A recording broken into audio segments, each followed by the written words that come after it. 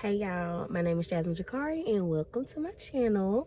Okay, so this is a book review, guys, and today we are talking about Hearts of Fire, Love in Luna Lake by Shameka S. Erby.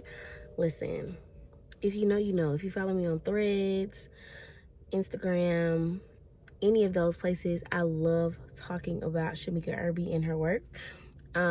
My very first read by Shameka Erby was The Air Between Us, which is a why choose poly close triad romance, and I love that book. Okay, let's all nod and agree together because I love that book.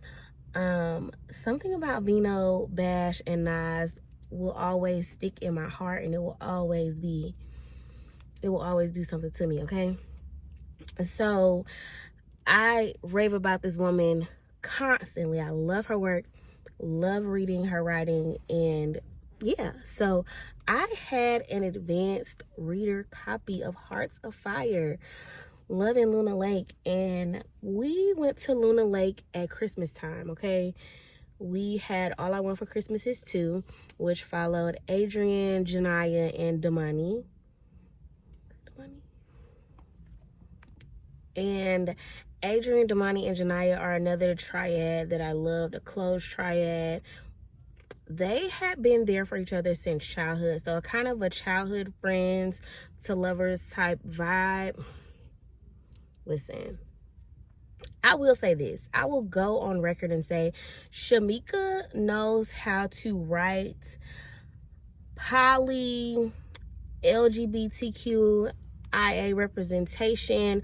I love the way she writes it. It's very gentle and sweet, but also very makes you want to be them. It makes you want to be them. Okay, so that's how I feel about All I Want for Christmas Is Two. So Hearts of Fire in Luna Lake. We are back in Luna Lake, like I was saying. All I Want for Christmas Is Two. You're introduced to a couple of these characters in this book, but not really that many. Okay, so the first story is Staying Power, which follows Nate and Sarita. So we do meet Sarita in All I Want for Christmas Is Two. She is this older, sassy, which her nickname is Sassy. She's this older, sassy woman who is a waitress at Miss Minnie's Diner in Luna Lake.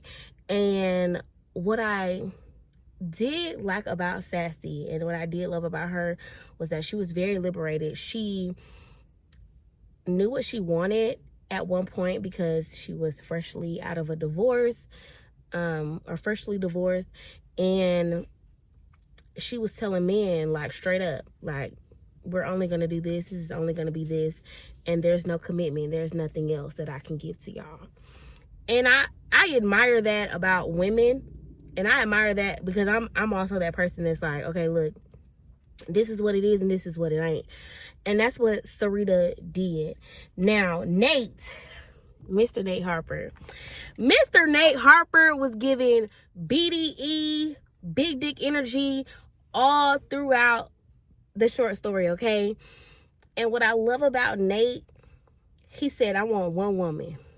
And that one woman was Sarita Sassy Dumont, okay? Even though she was not trying to be committed, even though she was not trying to give him what he wanted in the beginning, he did what needed to be done. He convinced her to trust him and to fall in love with him and let her guard down and try to show her that he was not her ex-husband. He was not trying to be a man that was rough on her or, you know, mean to her or abusing her in any way, shape, or form. Nate was that man. Do you hear me? He was that man. And I loved him. I love him. Now, our next story is New Growth, which follows Hassan and Everly Hobbs Meadows, okay? Now, Everly is a Hobbs by blood, but she's also a Meadows by marriage. Everly's family was a founding family, and Hassan's family is a founding family of Luna Lake, which I do love that that vibe. So we meet the Hobbs in All I Want for Christmas Is Too. So Everly is Jania's cousin, which I talked about earlier from All I Want for Christmas Is Too. And Everly is a florist and Hassan is a barber. And they are experiencing some troubling times. They are married. They have been married and together for 20 years. They're a lovely couple. Everybody respects them, loves them, all of those things. But behind the scenes, they have been dealing with some deep trauma and some deep losses that they are coming to cope and try to heal from. And what I really, really, really, really love that Shameka did, we got to see the healing on page for both parties, for the woman and for the man, because Hassan was very committed to helping his wife heal and get better. But once she got better and once he watered her, she began to water him and help him heal as well. And I really, really enjoyed that about them. Great story. It might be my second favorite. I don't know. That's hard, okay? Because they're not my first favorite, but they may be my second favorite. They're probably like tied with Nate and Sarita. So maybe number two. Maybe number two. The third story is Book Bay, which is an FF story. The first one that I have read by Shameka.